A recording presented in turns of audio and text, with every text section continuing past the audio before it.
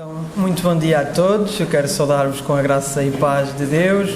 É um privilégio para mim estar convosco. Uma igreja que é tão especial, cheia de caras conhecidas, pessoas queridas para mim.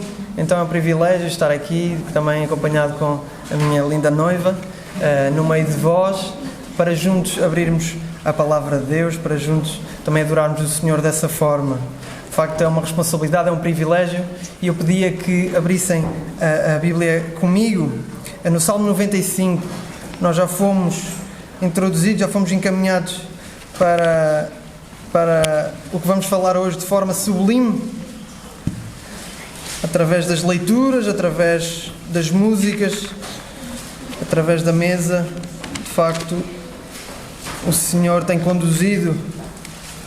conduzido até ao coração da adoração, a abertura da sua palavra, o escutar da sua voz, o ouvir a sua palavra. Então vamos ler o Salmo 95.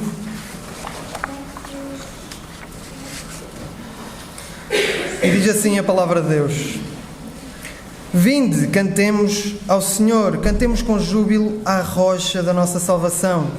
Apresentemo-nos ante a sua face com louvores e celebremo-lo com salmos, porque o Senhor é Deus grande e Rei grande acima de todos os deuses.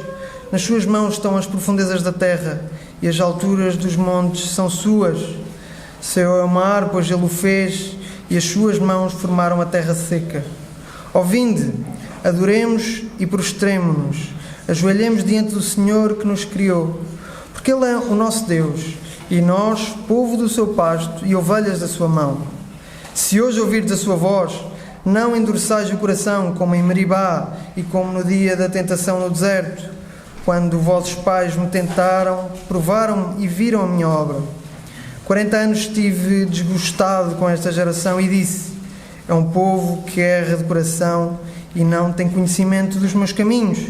Por isso jurei na minha ira que não entrarão no meu repouso. Até aqui a palavra de Deus.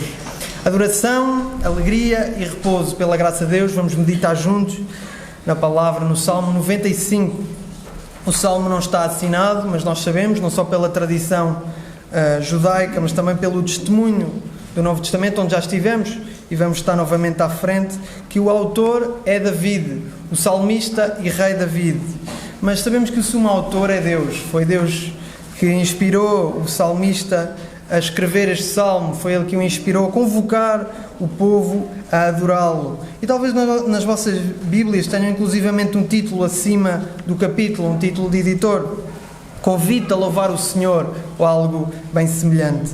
Este salmo chama a adoração ao Senhor, e o meu desejo é que nesta manhã nós possamos meditar juntos em como o Senhor é digno de ser adorado e em como deve ser louvado, qual a adoração que Ele deseja e o descanso que Ele tem para aqueles que recebem a sua palavra.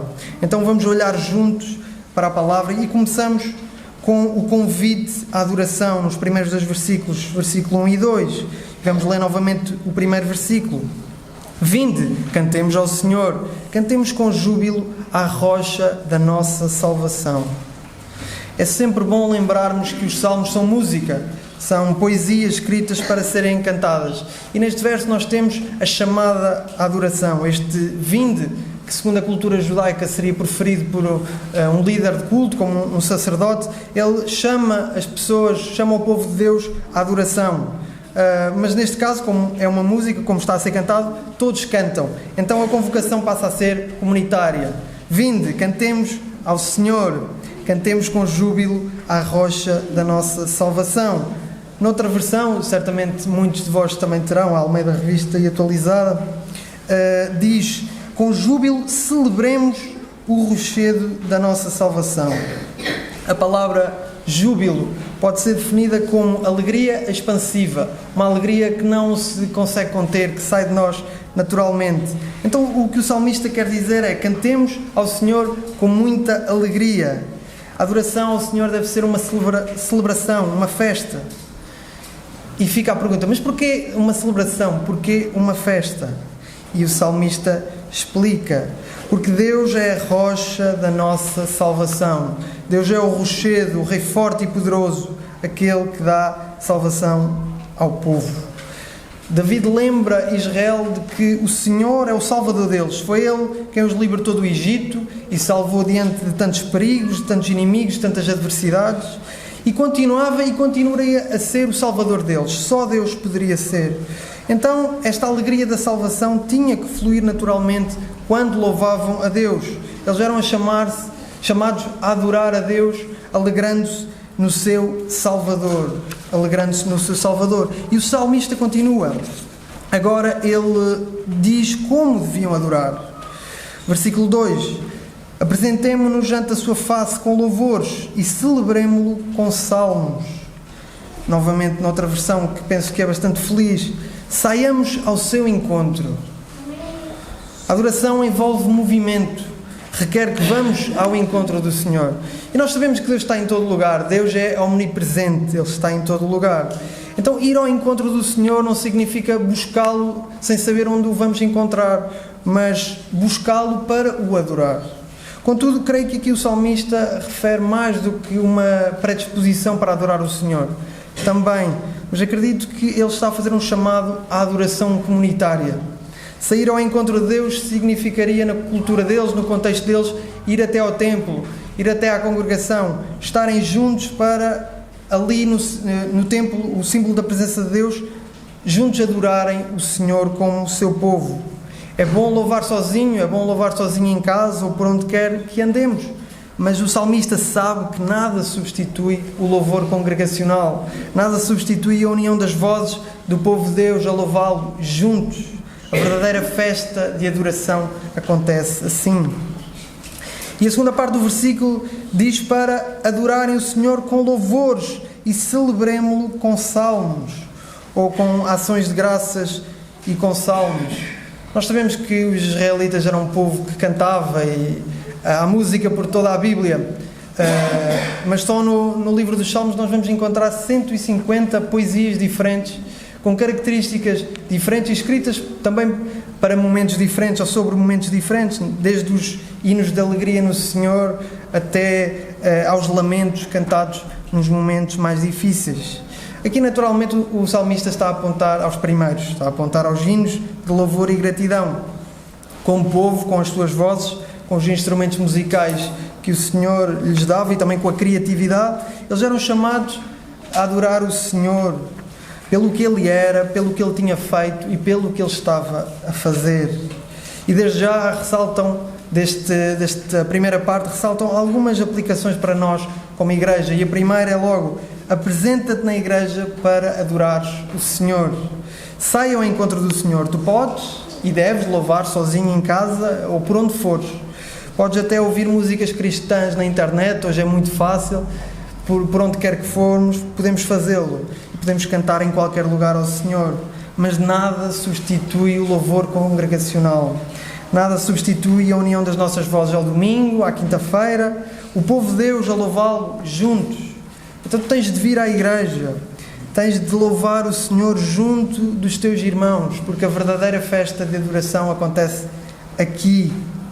E a segunda aplicação é para nós continuarmos a investir no nosso louvor e adoração, e graças a Deus hoje podemos louvar o Senhor juntos de forma sublime. E o desafio é de continuarmos a investir, e para alguns isso significa continuar a aprender um instrumento ou começar a aprender a tocar um instrumento. Para outros, talvez, quem sabe, escreverem músicas, comporem coros em português, músicas bíblicas de louvor ao Senhor, sim. Mas para todos nós fica o desafio de usarmos as nossas vozes, o instrumento que o Senhor nos deu, para o louvarmos com alegria, cantando bem alto, como Ele é digno e como Ele quer, com louvores e com salmos. E se tivermos aqui a chamada à adoração, passamos à segunda parte, a causa da adoração. Deus é Rei. Deus é Rei. Nós vimos que o salmista apresentou como devemos adorar e agora apresenta o porquê da adoração. Deus é digno de todo o louvor, é o único digno da nossa adoração. Já cantámos também bastante sobre isto e agora vamos ler os versos 3, 4 e 5. Porque Porque o Senhor é Deus grande e Rei grande acima de todos os deuses. Nas suas mãos estão as profundezas da terra e as alturas dos montes são suas. Seu é o mar, pois ele o fez, e as suas mãos formaram a terra seca. O Senhor é Deus grande e Rei grande acima de todos os deuses. Deus é o Rei Supremo. E aqui acima de todos os deuses, quando o salmista escreve isto, ele não está a supor que existem outros deuses de facto. Antes, pelo contrário. Isto é uma resposta à idolatria que existia à volta de Israel, os povos pagãos à volta. Na mitologia de alguns povos ao redor de Israel, eles acreditavam que uma das suas divindades, ou Marduk, ou Baal, tinha lutado contra o mar, uma luta mitológica, tinha lutado contra o mar e vencido o mar, e a partir desta vitória contra o mar tinha formado todo o universo. E o que o salmista está a dizer é refutar isto, porque apenas o Senhor criou e detém o mar. O Senhor detém o mar e a terra. Ele é Senhor sobre todo o universo. Ele é Rei. Nas suas mãos estão as profundezas da terra e as alturas dos montes são suas. Seu é o mar, pois ele o fez, e as suas mãos formaram a terra seca. Um relato belíssimo da obra da criação. Deus é o Criador e único soberano. A terra foi desenhada por Ele e pertence-lhe os continentes, toda a geografia, as montanhas, os vales, o mar, com toda a sua complexidade. Certamente muitos saberão que se estima que nós conhecemos apenas 20% das espécies marinhas que existem, mas o Senhor conhece cada uma delas e as mantém e cuida de cada uma delas. Imaginem todos os outros segredos da ciência. Então, quando todos os povos à volta atribuíam a criação do universo e de cada espécie a deuses diferentes, o salmista David remete todo o louvor ao único Deus Criador e Soberano. E quando todos à nossa volta olham para o planeta, para os animais, para o universo como existentes em si mesmo, como produtos do acaso ou até como divindades, nós remetemos o louvor ao autor de tudo, o arquiteto e senhor dos mistérios mais profundos da ciência. O povo de Deus é chamado a contemplar a criação, a deleitar-se na variedade de animais, de plantas, a pasmar com a força das águas, com a imponência das montanhas e a multidão das estrelas.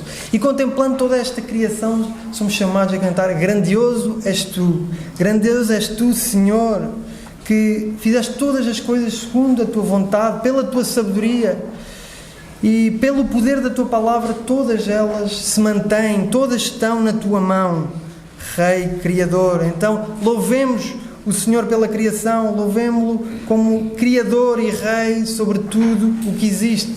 Somos chamados também à contemplação da criação. Contemplar também é louvor, se vamos remeter o louvor para o autor de tudo, o nosso Senhor. E agora passamos para uma nova parte, porque o salmista não se fica pelo convite à adoração, alegra ao Deus Criador e Rei sobre o universo. Existe uma necessidade de resposta perante o Senhor do universo, e para o salmista só pode ser de submissão. Submissão em adoração é a nossa próxima parte. E diz assim o versículo 6: Ó vinde, adoremos e prostremo-nos, ajoelhemos diante do Senhor que nos criou. O salmista adiciona mais uma camada para a adoração não ficar pela completa contemplação, para não ficar à distância. Ajoelhemos diante do Senhor que nos criou. Também já meditámos sobre isto hoje. Deus é o Criador de cada ser humano, é o Criador de cada um de nós. E nós podíamos ir aos 2 primeiros capítulos da Bíblia, a Gênesis, para ver a criação do homem, da mulher. Também poderíamos ir a outro salmo, o Salmo 139, para ver como Deus cuida do salmista ainda antes do seu nascimento, ainda antes dele vir ao nascimento. Porque sim, o Senhor, ainda antes da tua existência, já conhecia todos os teus dias. Foi Ele quem te formou no ventre da tua mãe, quem teceu todas as linhas do teu ser. Foi Ele quem te deu corpo, foi Ele quem te deu alma. A tua vida depende completamente do Senhor. E Deus criou-te para si, Deus criou-te para o seu louvor. Então a submissão é a resposta. Mas como se não bastasse o Senhor ser grande e único Deus, ser o Criador, o Rei de tudo o que existe, ser o Criador de cada um de nós, de cada ser humano, o salmista revela ainda a derradeira razão para adoração e submissão ao Senhor. Versículo 7, vamos ler a primeira parte. Porque Ele é o nosso Deus e nós, povo do seu pasto e ovelhas da sua mão. O salmista está a falar com israelitas. Eles eram o povo escolhido de Deus. São os descendentes de Abraão, de Isaac, de Jacó. São o povo da promessa. Foram eles que foram salvos do Egito com forte mão e foram guiados à terra de Canaã pelo Senhor através de Moisés, através de Josué, já na parte final também. Mais nenhum povo podia dizer que era ovelha do Deus grande, que descansava nos pastos que o Senhor tinha prometido. Deus cuidou deles, fê-los subsistir no meio de grandes adversidades, com inimigos à volta, e depois disso também fê-los florescer, porque eles eram o rebanho de Deus. E acredito que este verso também vos conduza a outro salmo, um salmo que é muito conhecido para nós, o Salmo 23. O Senhor é o meu pastor, nada me faltará. Esta certamente será uma das passagens mais marcantes para nós, uma das músicas melhor guardadas na nossa memória. E se estamos a falar de salmos como música, isso é importante, porque então é das músicas que nós mais guardamos nos nossos corações. Porque para quem é do Senhor, o Salmo 23 é um cântico de dependência e confiança total em Deus. É uma canção de segurança e paz, um hino de satisfação e esperança, mesmo diante das situações mais difíceis, mais negras e dos lugares mais profundos. Nele sentimos a mão do Rei que domina o universo, o amor do Pai Celestial que nos abraça e o repouso que dá o pastor que cuida de tudo e garante que nada nos faltará. E como saberão, estes dois salmos foram escritos por um pastor verdadeiro. David, antes de ser rei, ele foi pastor quando era mais jovem. David sabia o que era cuidar das ovelhas. David sabia o que era dar a vida por elas. Temos até relato de que ele as protegia das feras, dos leões, dos ursos. Quando escreve este salmo, David já está noutra fase da vida, ele pastoreia agora o povo de Israel. E parte de pastorear é usar bem o cajado também, como sabem. Apontar a direção certa e às vezes em correção, em repreensão. Porque cuidar é também exortar. É assim que os pastores são, também cuidam das ovelhas através da exortação e da repreensão. Então David está a fazê-lo e ele diz ao povo: olhem, nós somos ovelhas do Deus Todo-Poderoso, somos o seu povo, que bom. Contudo, existem implicações de ser ovelha de Deus. E aqui passamos para a nossa última parte do texto, que é o coração da adoração. E continuamos no versículo 7, que faz a ponte para esta parte. Vamos ler a segunda parte do versículo 7. A sua voz, não endureçais o coração, como em Meribá e como no dia da tentação no deserto, quando vossos pais me tentaram, provaram-me e viram a minha obra. 40 anos estive desgostado com esta geração e disse: é um povo que erra de coração e não tem conhecimento dos meus caminhos. Por isso jurei na minha ira que não entrarão no meu repouso. Devem ter reparado que o salmo mudou de tom. O salmo mudou de tonalidade, a música mudou. E também já devem ter percebido que nós já lemos parte desta passagem hoje. Até aqui nós tínhamos um cântico alegre de exortação à adoração a Deus. Agora, num tom sério, as linhas da música são de advertência. E esta é a parte central do texto. Nós aqui chegamos ao coração da adoração ao Senhor, o escutar da sua voz.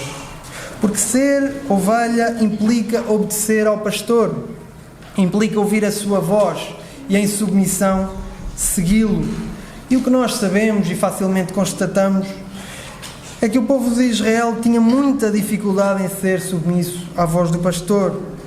É fácil acreditar em Deus, é fácil cantar hinos de louvor ao seu nome, mas submetermos à sua voz é mais difícil. E o povo tinha dificuldade em submeter-se à voz de Deus. Vemos isso por toda a história do povo.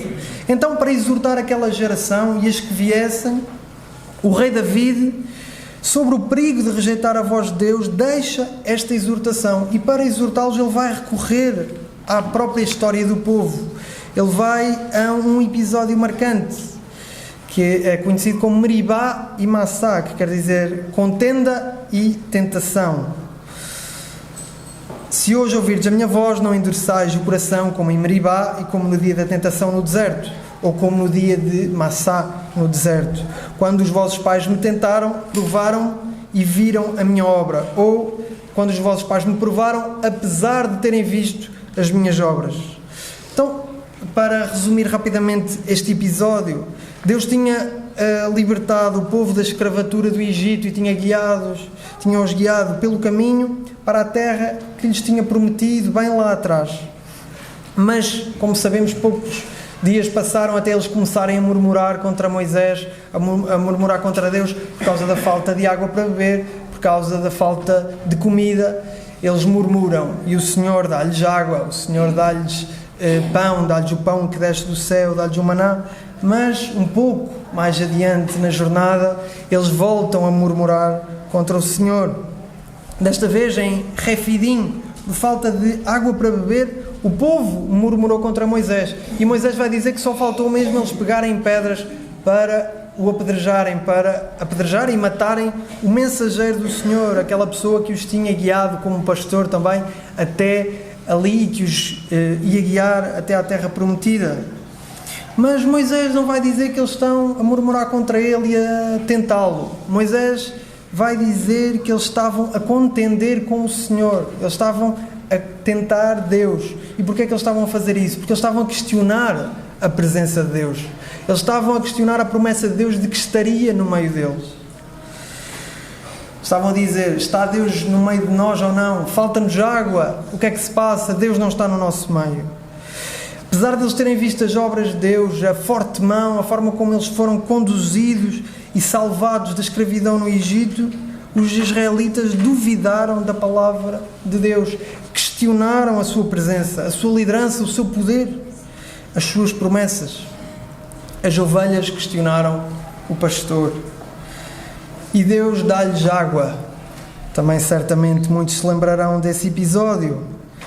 Deus dá-lhes água. Para isso foi preciso Moisés ferir a rocha lá em Horebe, e daquela rocha saiu água para todo o povo beber, e eles beberam ali em Meribá e Massá. Este episódio sintetiza a conduta dos filhos de Israel nos 40 anos do deserto, e não só. Perante o pastor que cuida deles e promete guiá-los a pastos verdejantes, eles mantêm o coração endurecido, eles mantêm-se resistentes à voz de Deus.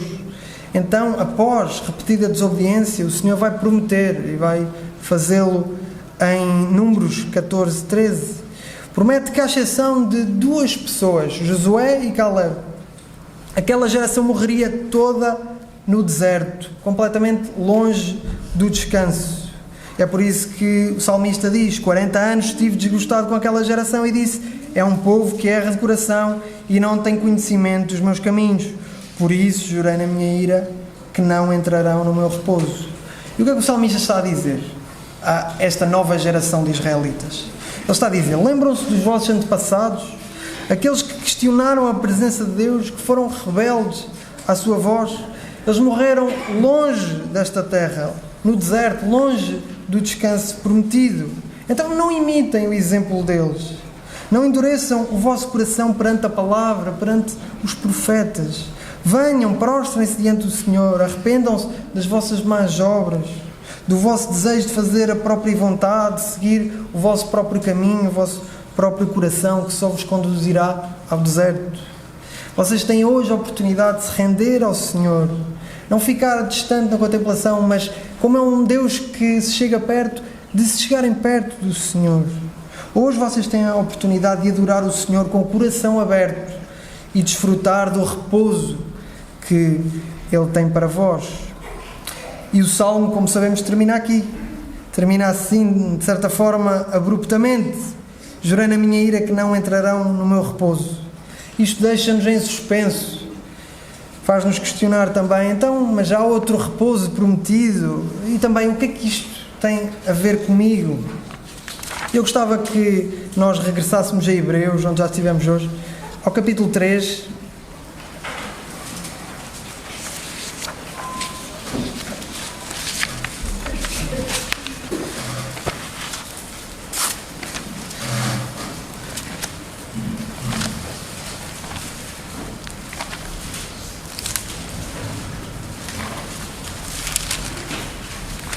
Eu pedia que alguém lesse, agora vamos ler apenas do verso 7 ao verso 14, Hebreus 3.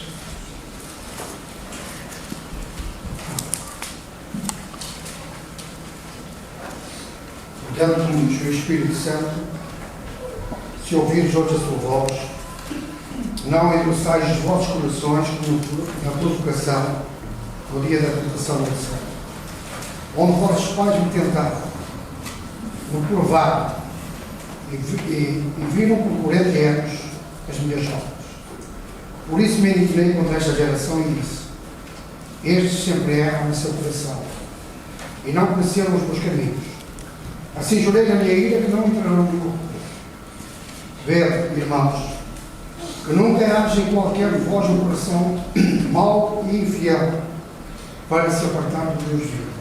Antes, exortai-vos uns aos outros todos os dias, durante o tempo que se chama hoje, para que nenhum de vós se endureça pelo engano do pecado, porque nos tornamos participantes de Cristo, se retivermos firmemente o princípio da nossa confiança até ao fim. Obrigado, irmão António. Depois o autor aos Hebreus vai continuar no capítulo 3, entrando pelo capítulo 4, a explicar que foi contra os israelitas que foram desobedientes, incrédulos à voz de Deus no deserto, que o Senhor se irou. Foi contra eles que ele também negou o descanso. Mas também vai demonstrar de uma forma extremamente bem articulada que se David, 400 anos depois da entrada do povo na Terra Prometida, fala novamente num repouso, é porque o descanso da Terra Prometida não era o derradeiro repouso.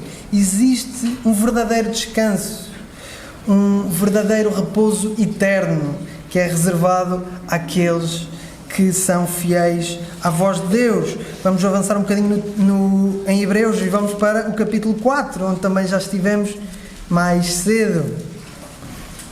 E vamos ler agora do versículo 6 ao versículo 9, pedia a outra pessoa, 6 ao 9. Visto, portanto, que resta entrarem alguns nele, por causa da desobediência, não entraram aqueles os quais anteriormente foram anunciadas as boas novas. De novo, termina certo dia, hoje, falando por Davi, muito tempo depois, segundo antes fora declarado: hoje, se ouvis a sua voz, não endureçais o vosso coração. Ora, se Josué lhes houvesse dado descanso, não falaria posteriormente a respeito dos políticos. Portanto, resta um repouso para o povo de Deus. Obrigado, irmã Lourdes. Estes textos têm muito sumo e nós podíamos tecer inúmeras considerações, poderíamos até ler bastante mais, já lemos uma boa parte, mas vamos focar-nos no essencial e ligar a nossa passagem. E o essencial é em Cristo que o verdadeiro e derradeiro repouso se encontra. E rejeitar Cristo é rejeitar esse descanso. Significa não entrar nele. Significa não entrar nele. Então tu podes não ser israelita. O Salmo 95 até pode parecer que não te diz respeito, que não é para ti, mas é. Nós podemos não ser aqueles homens que tentaram Deus no deserto, ou até aqueles que silenciaram a voz de Deus nos profetas. Podemos até não ser aqueles israelitas da geração mais à frente que crucificou o Senhor Jesus. Mas todos nós nascemos rebeldes. Todos nós nascemos com corações de pedra. Pecadores que querem fazer a sua própria vontade, seguir o seu próprio caminho, com o coração empedernido, afastados de Deus, com os ouvidos tapados para a sua voz e, portanto, longe do repouso que Ele prometeu para os seus. Sim, porque nós, à partida, e temos que considerar isto bem, nós não somos em nada diferentes daqueles homens que rejeitaram a voz de Deus, e o nosso destino pode ser tão árido como foi o deles, porque a promessa de Deus aplica-se a todas as gerações, seja de descanso, seja de vedar o descanso. A entrada no descanso é vedada aos corações endurecidos de todas as gerações, daqueles israelitas lá atrás e de hoje, de quem não se render a Cristo. Então a exortação é para os nossos dias, é para hoje. Hoje é o dia de reflexão, é a oportunidade de salvação, é o dia de arrependimento, o dia de abrir o coração à palavra, e a palavra é Cristo, o Filho de Deus que veio a este mundo, onde viveu uma vida de perfeita e total obediência ao Pai. Morreu e ressuscitou ao terceiro dia, como já celebramos também, para com a sua obra, com a sua obediência, salvar homens e mulheres de todas as nações. Sim, Jesus é a verdadeira rocha da salvação. O versículo 1 do nosso texto, do nosso salmo, aponta para Jesus. Jesus é a rocha da salvação, mas não é só de israelitas. É a rocha da salvação de portugueses, de brasileiros, de são-tomenses, de pessoas de todas as nações. Jesus é a rocha que foi ferida para dar vida a muitos. O seu sangue vertido é como água que purifica os teus pecados e que te sacia, não apenas uma vez, mas de uma vez por todas e para todo o sempre. Jesus é também o Rei, e já cantámos sobre isto, graças a Deus por isso. Jesus tem um nome que é sobre todo o nome. A terra, o mar, todas as coisas foram feitas por Ele, foram feitas para Ele. Ele é Deus eterno, Ele estava lá no princípio a fazer todas as coisas. E com a vitória de Cristo, todas as coisas são feitas novas. Jesus é também o sumo pastor, que nos remete para o versículo 7. E o final de Hebreus vai dizer que Jesus é o grande pastor das ovelhas. Jesus é aquele que dá a vida pelas ovelhas. Como Ele mesmo diz em João, no capítulo 10, não precisam de abrir: eu sou o bom pastor e conheço as minhas ovelhas, e das minhas sou conhecido. Assim como o Pai me conhece a mim, também eu conheço o Pai e dou a minha vida pelas ovelhas.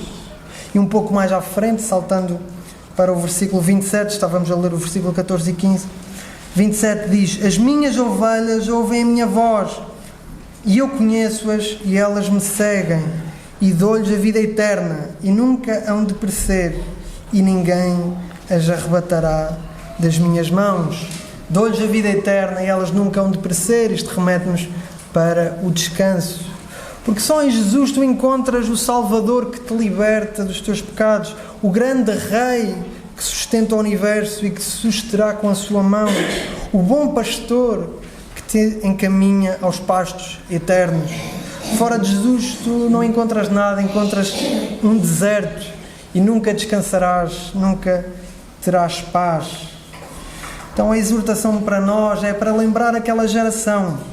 Aquela geração tentou o Senhor no deserto, questionou se Deus estava no meio deles. Está Deus connosco aqui? Que será de nós se questionarmos Jesus? Que será de nós se questionarmos a sua presença? Jesus é Emmanuel, como já cantámos. Emmanuel significa Deus connosco. Jesus é Deus connosco. Então, e aplicando, eu dirijo-me primeiro àqueles que ainda não se renderam a Cristo. Se tu estás aqui sem Jesus, hoje é o dia de te renderes ao Senhor, é o dia de abrir o teu coração à palavra. Não te endureças perante a palavra, não te endureças perante o Evangelho, perante a voz de Deus. Jesus promete tirar o teu coração de pedra e dar-te um novo coração, um novo espírito, o seu espírito de vida, e através deste espírito viverás para todo o sempre com Ele. Ele é Deus connosco e pode ser Deus contigo, pode ser Deus na tua vida. Então arrepende-te dos teus pecados, sai ao encontro de Jesus em adoração. Prostrado vais encontrar salvação, vais encontrar o repouso eterno já hoje.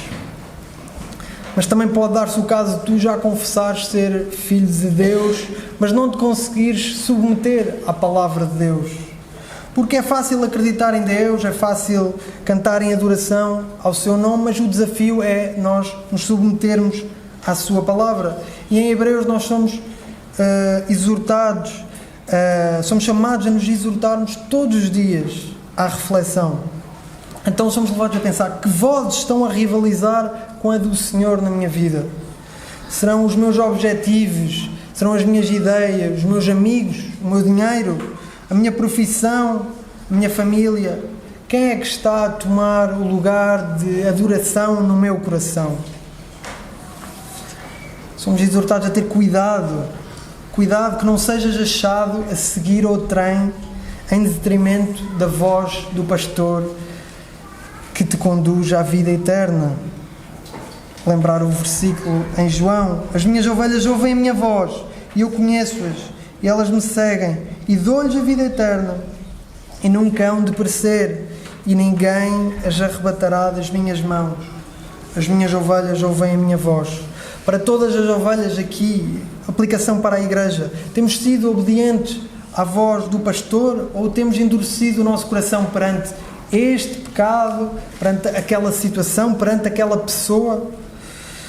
Também, como encaramos cada domingo? Nós vimos à igreja, vimos aqui escutar só mais uma pregação, ou vimos com o coração aberto para adorar o Senhor verdadeiramente, para perceber o que Ele nos quer dizer e o que Ele quer mudar em nós?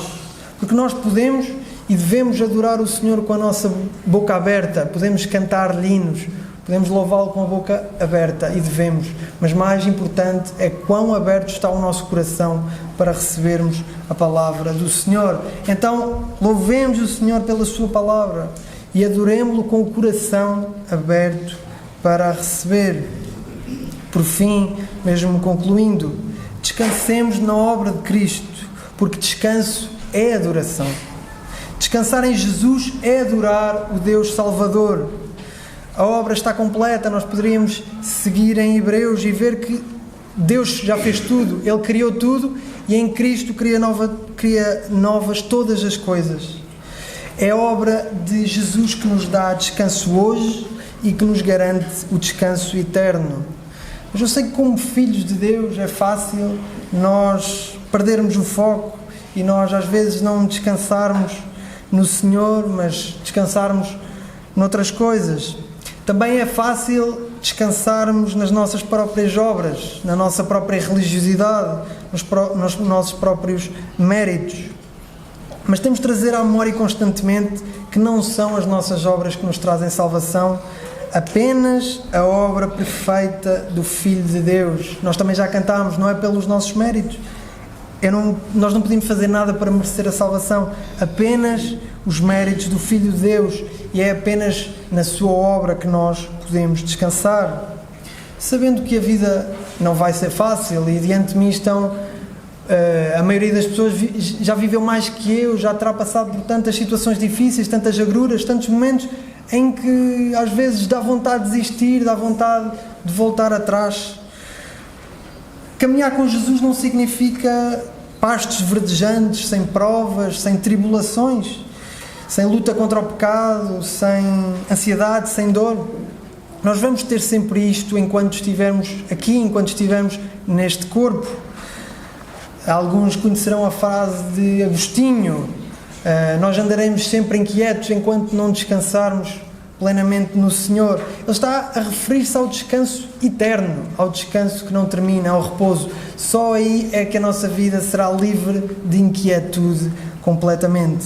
Aqui nós ainda andaremos inquietos, ainda andaremos angustiados com determinadas situações. A vida por vezes será difícil, mas é justamente o descanso eterno, as ilusões, as derrotas como coisinhas pequenas perante a glória que está por vir. Também as frustrações, as desilusões, o sofrimento e a dor podem valer a pena pela alegria que nos está reservada.